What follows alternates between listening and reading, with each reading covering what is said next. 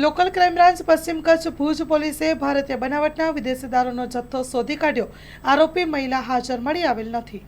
પશ્ચિમ કચ્છ ભુજનાઓને ભારતીય બનાવટના વિદેશી દારૂની પ્રવૃત્તિઓ ગેરકાયદેસર રીતે જથ્થો મંગાવી વેચનારા ઇસમો પર વોચ રાખી અને આ પ્રવૃત્તિ અટકાવવા માટે સૂચનાઓ આપવામાં આવેલ હતી।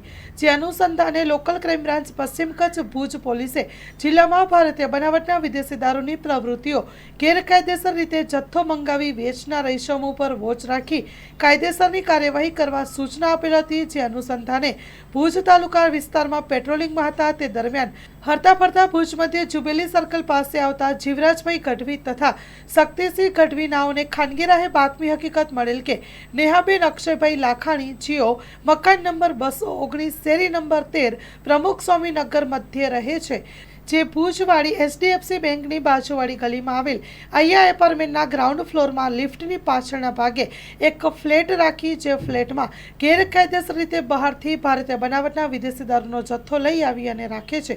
તે ભારતીય બનાવટના વિદેશી દારૂનું ગેરકાયદેસર વેચાણ કરે છે તેવી ભરોસાલાયક અને બાતમી હકીકત મળેલ કે જે હકીકતના આધારે તપાસ કરતા ભારતીય બનાવટના વિદેશી દારૂનો જથ્થો મળી આવેલ છે, જેમાં કાયદેસરની કાર્યવાહી કરતા કબજે કરેલ કુલ મુદ્દામાલ છે 12,64,960 નો, જે કબજે કરવામાં આવ્યો છે। જેમાં ભારતીય બનાવટના વિદેશી દારૂની નાની મોટી બોટલ મળીને કુલ 186 બોટલ, જેની કુલ કિંમત ₹5,07,590 છે।